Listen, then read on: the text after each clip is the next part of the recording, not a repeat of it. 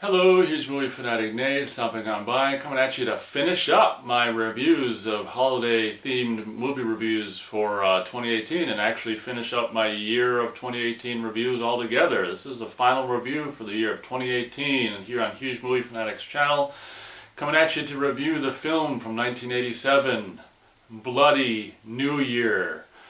This movie, I actually was able to see for the very first time on YouTube, and I think it's still there if you wanted to watch Bloody New Year, so I was able to see it absolutely for free, which was cool because it's not the most slam bang thing I've ever seen. It's really a strange review because I think the movie is relatively competent. It's just not necessarily my kind of movie. It should be said when, as an American, when I start this review, it's just like the movie I reviewed this season here recently, Don't Open Till Christmas. This is a British movie with mostly British-speaking actors, and there's like an American character in this movie, which is, I find, kind of interesting. Like, it's always interesting. Well, it doesn't really happen that often, so it's kind of interesting that it's like a British movie, but there is a girl in the movie that's like got an American accent, and she's American. The character is an American character as well. So this movie, as you guys may or may not know, depending on how many of my reviews you've seen, I'm a big fan of like holiday, Christmas horror movies, and and New Year's Eve,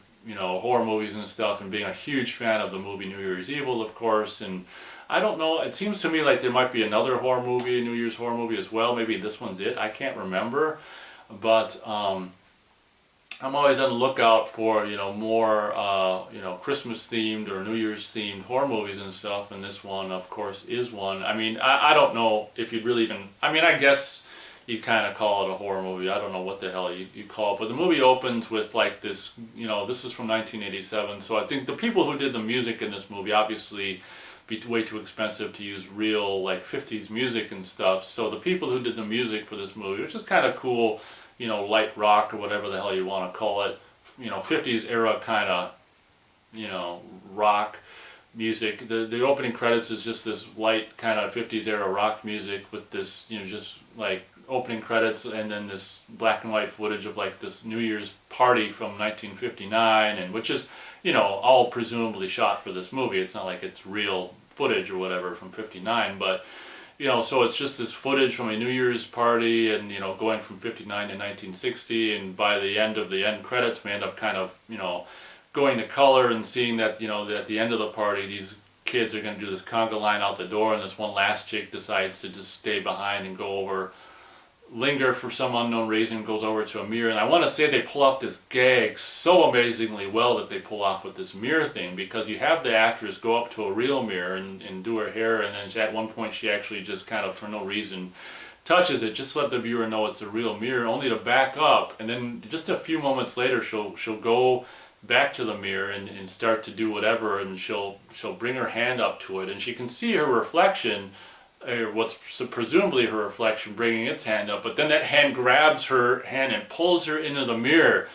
So, in between that brief moment of her in front of the real mirror, they pulled the real mirror away, and the double kind of went over there to mirror her hand action, only to like pull her through there. Genius little bit. Right there, and they kind of, in my opinion, the editor or whoever decided to like just cut to something right away, kind of lessen the impact of the really cool effect by just cutting to this, roaring dirt bike on the beach or whatever. But ironically enough, this is a New Year's horror movie that takes place, and the character says it in the movie, in July, which is really weird. It's kind of unique, I guess. Personally, I'd rather have my New Year's horror movies or New Year's movies in general take place on or around New Year's instead of, the opposite, which is almost like, midway through the year. But, so that was a really cool, really cool bit. And hats off to the person who came up with that, and just like, oh my gosh, that little gag of pulling her into the mirror. So then we basically join, and it's kind of confusing. They don't say right away. We just have to assume as the movie goes on that we're cut to quote unquote present day, like 1987 at that point, and these kids are on the beach, and I don't know where they are. If they're supposed to be in England or whatever, I don't know where this this fun, what do they call it? I don't know where this fun fair that the beginning of this movie takes place at is supposed to be, located, but the beginning of this movie takes place at this fun fair, kind of this, carnival that's there all around, like Coney Island or whatever like that, and these kids, these, whatever, presumably teen kids are all together and stuff like that, and this one American girl's on this ride being harassed by these bullies and stuff, and the kind of the lonely guy, I think it's like two couples in the lonely guy, of course. Lonely guy ends up saving, I think the lonely guy and a friend of his end up saving this American girl, so he's kind of got, I mean, even though she's not necessarily, instantly with him or whatever, he would like her to be, but that way it's kind of like the classic traditional, I think three couples, or whatever, how it goes usually. So they end up, basically them saving this American girl from the bullies. Actually, there's this little bit of a chase, and the chase scene by the bullies, and little just this and that and hijinks and crap at the fun fair. And then next thing you know, these kids are on a, I don't know, I guess it's, I don't know if, I'm assuming it must be their frickin' sailboat, but all of a sudden they're on a sailboat in the ocean. Like, I don't know what the hell the deal is. Like, they're trying to get away from the bullies by, putting their boat in the water and sailing off to a distant horizon. But then all of a sudden we cut to them in the sailboat, and they end up being grounded or something. They end up hitting something underneath, and it wrecks the bottom of the boat, and the boat's gonna sink, but they're miraculously, just happened to, I guess they probably run aground as because shore was coming up, they miraculously land on an island, so they're all saved, or at least for the moment. They find themselves on a tropical island, and it's kind of cool. It reminds you of that movie from the 70s that I've already reviewed called, what the hell is Shockwaves or whatever, that one with that British guy from Star Wars in it or whatever. So they end up on this deserted, freaking tropical island, and they come across this hotel, and they're like, oh, thank, oh boy, we're saved. There's this hotel on the island. So they go into the hotel only to find that it's like, it's all made up for like New Year's, and not only New Year's, but there's the more and more they look into it, it's like made from New Year's I don't know if there's anything that says 59, or probably, I don't know, whatever. But the more and more they look at it, they just realize that, gosh, this is made up for New Year's, and not only that, but like New Year's in the 50s. What's going on here? So since their clothes are all wet and stuff, they're able to find a change of clothes. They quickly learn that this hotel on the frickin', this tropical island is just deserted. Some of them end up running into people they think are like people that work, or like this woman who works at the hotel, like brings this one girl a blanket. They end up finding a change of clothes, and it's all, just by chance, it's all like 50s clothes. The girls kind of change into these 50s dresses, and the guys change into, 50s outfits as well, which is kind of cool because, the movie, the beginning of the movie took place in like 59 or whatever, and it's stuff like that. So what's cool about the movie is that, it's one of these movies where it's a mystery, and we slowly, as the movie progresses, learn more and more, and kind of cool to see them morph from like 87 back into like the late 50s just by changing into those clothes from that era that were left behind at the time and stuff. And it's the movie's basically a mystery that as it progresses we find out more and more, not a whole hell of a lot, but we find out more and more what the hell's going on. There's things that happen that obviously, like with the woman materializing to bring one of the characters, the American girl, a blanket and stuff, that we quickly realize that this is like a haunted island, a haunted hotel, if you will, and it, it's kind of like The Shining, maybe they took some inspiration from The Shining or whatever like that, but that's kind of the gist of this movie. It's haunted 50s frickin' hotel in the middle of the tropical island. So as the movie progresses, there's all these little hints about, really subtle hints that it's haunted and stuff, but the first, part of the movie, maybe halfway through or something like that, where all the characters kind of really are, brought to their attention that this is haunted, as they're watching, there's some film playing in a little, projection room, a little theater here of some old 50s movie, and that movie ends, and then something else starts that's supposed to be something that was shot in probably the late 50s on that island, maybe something like that, and it just this guy, this Arab kind of guy, and just this outfit. This stuff here was clearly made for the movie, I think, and what's really cool is that some guy just goes up by the, where the film is being projected and hams it up and stands in front of stands, in the beam and right in front of the screen is like, look, I can be one of them too. And the Arab guy from the film, they do like a cut where the guy disappears from the film, and then they have a guy, you know, the guy, probably the same guy from the film, in his Arab gear, like appear actually and behind the guys to actually strangle him. So just like the mirror gag at the very beginning of the movie, that's a really, really ingenious thing to do by taking this character from the film and doing a cut and having him presumably disappear from the film from that moment forward, and then having the guy actually be there attacking the guy who was standing right in front of the screen. Oh my gosh, that was a little great, and another really competently thought out and executed gag. And at that point, he's accosted, or that guy is attacked by this guy who comes from the film, this Arab guy, and like scratches his face, and then he kind of like flies into the projector, across the room into the projector, which is really, really kind of cool. That's just a kind of a cool bit. And one of the things I was disappointed, having just watched this, to find out is, like, I guess that scratch on that guy's face killed that character.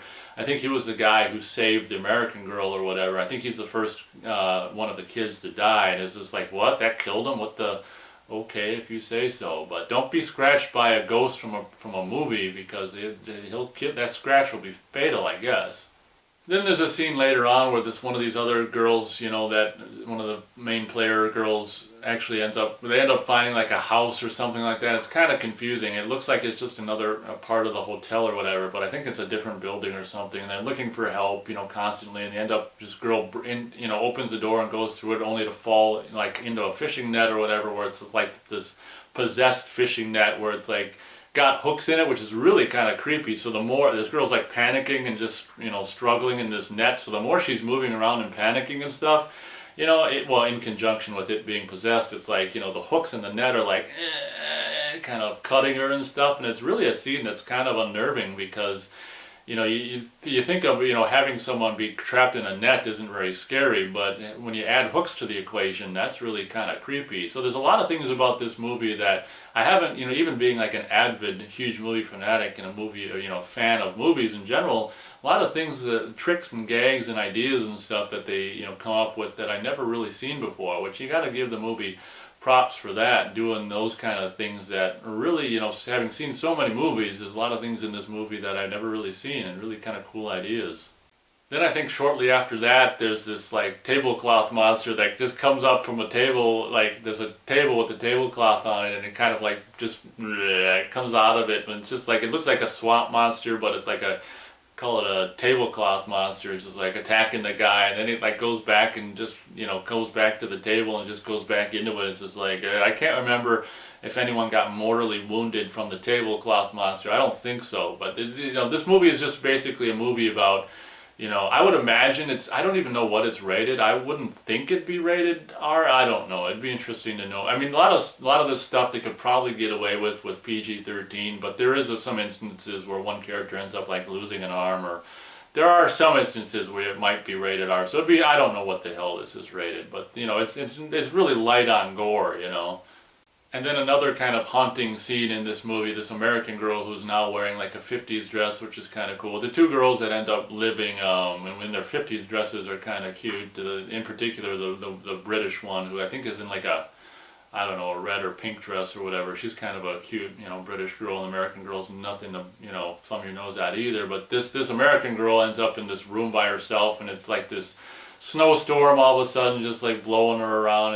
I mean, it's obviously, it's not snow, but it's white stuff. They're blowing all around the room on her and stuff, and it's all in her hair, and it's just like, oh, as the actress in that scene, it must have been so just like nasty, and like, how am I going to get all this stuff off me? And just because just like so many other scenes in the movie, like, because it's a haunting, it's like just like instantly just like goes from this blizzard in the room just to like all of a sudden the next moment it's like nothing's there and didn't happen at all, and she's just like, but, you know, living in the Midwest, it was kind of like one of the scarier scenes in the movie was the scene where it was a blizzard scene in the room, because it's less like, you know, we like to generally keep the blizzards outside of the house, so having a blizzard happen in a room, indoors, was really, really kind of scary for this Midwesterner. Couple of the characters, you know, the kids that actually, you know, took the boat to the island end up getting possessed. I think one of the least attractive girls of the three end up getting possessed, and then I think it's funny because the least attractive girls of the three get possessed, and the kind of the most doofy of the three guys get possessed. So it's like, the non-attractive people, we'll get them possessed. But this one girl ends up being possessed early on, and attacking them and stuff, and they shoot her and cut her arm off. I think they cut her arm off after she's dead, which makes no sense at all. And then later on, this guy ends up being possessed and attacking them, and it's just like, oh gosh. And then I think the bullies from the fun fair end up showing up on the island too. I don't know, that's so unrealistic how they end up, taking, I mean, they must really have a bone to pick with these kids, because they're putting so much effort in and getting revenge on these kids. Watching it is kind of confusing whether or not they're actually there or if it's just haunting, but I think they're actually supposed to be physically actually boated to the island, because they end up using their boat to try to escape at the end of the movie. But then the bullies, appear from from the fun fair appear, and it's just like, of course, they're just kind of fodder to kill and stuff. I'm not gonna, I only seen this once, so I can't remember all the details. Plus, I don't know.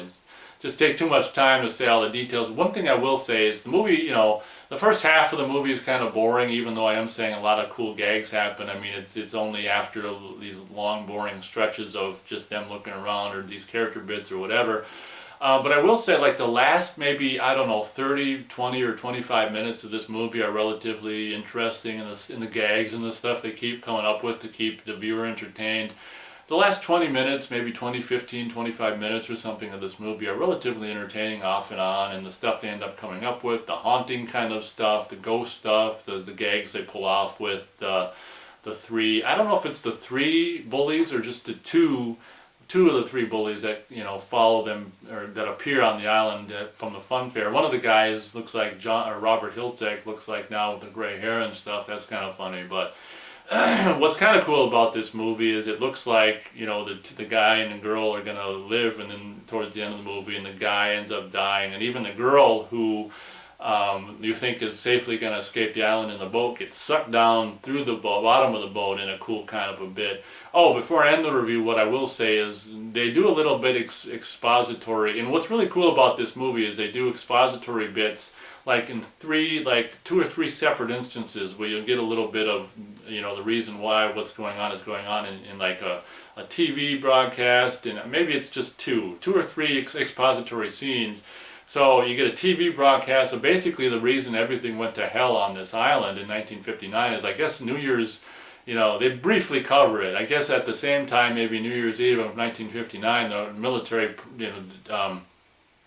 did this experiment, Project Mirror or something like that, where they did some experiment that ended up screwing up the space-time continuum on this island, which, this military experiment ended up screwing the time on this island, so it became this eternally haunted, island that's constantly haunted for probably all eternity by these poor souls from this New Year's party in 1959. So they don't really go into it very in depth, which is kind of cool. I kind of get sick of being told in movies exactly everything and why, the reason everything happens. So like I say, there's two moments. One, you get some information from a TV, and then at the end of the movie, this haunted woman appears and on the dance floor or whatever, and tells the rest of the story, and that's kind of cool.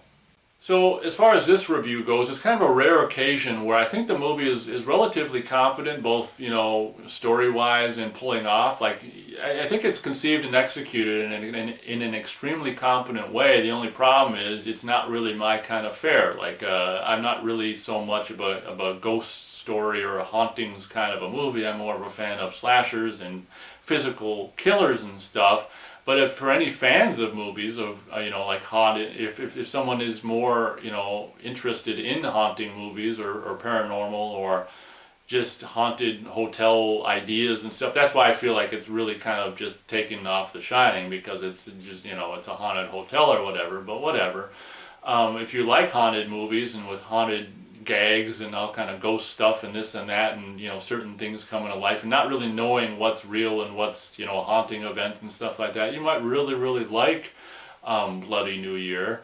I'm gonna, being not so much of a fan of kind of like paranormal or haunting movies myself, I'm only gonna be able to give it 1.5 stars out of 4 stars. But don't get me wrong, that low star rating doesn't mean for any, for one moment that I think it's a bad movie. I think this is a rare occasion where I'm going to give it a relatively low rating, but I am going to recommend it again for people who like ghost story movies or haunting movies. It's just not something that's really my cup of tea. The first half can be a little boring, but I mean, there's always something happening with characters, or there's always kind of a forward momentum about this movie. So don't get the wrong impression, or don't misunderstand me. I think it's a relatively competently done movie, conceived and executed in a way, and the gags that they pull off with the mirror and the guy coming out of the film, and countless other gags I didn't mention, where some possessed girl twists one of the bullies' head around and around and around with that one gag where you put the you go like this and then you put the jacket on backwards and just continue it, and you do cuts and stuff like that. But they use that gag in a relatively cool way, where they twist this guy's head around twice or whatever. But this movie is extremely competent. It's just, I found it to be relatively kind of boring, more or less, and kind of tedious and a little bit hard to get through. And so that's my review of Bloody New Year, I guess. So like I say, it's on YouTube for free, so if you've got 90 minutes to waste or whatever, and if you like paranormal / haunting movies, this might really be up your alley. So thank you very much for watching this review, and as always, we'll catch you on the next one, which will be next year at some point. So alright, be safe on frickin' New Year's if you do all that New Year's crap. I don't do that kind of New Year's crap. I just stay at home, and I'm just safe indoors, away from all the drunks. So if you feel the need to go out and be, party and be drunk on New Year's Eve, do it safely, and don't drive, and don't kill anyone else being drunk. So thank you very much for watching. We'll catch you next time, next year, I guess. All right. We like to generally keep the blizzards outside of the house, so having a blizzard happen in a room, indoors, was really, really kind of scary for this Midwesterner.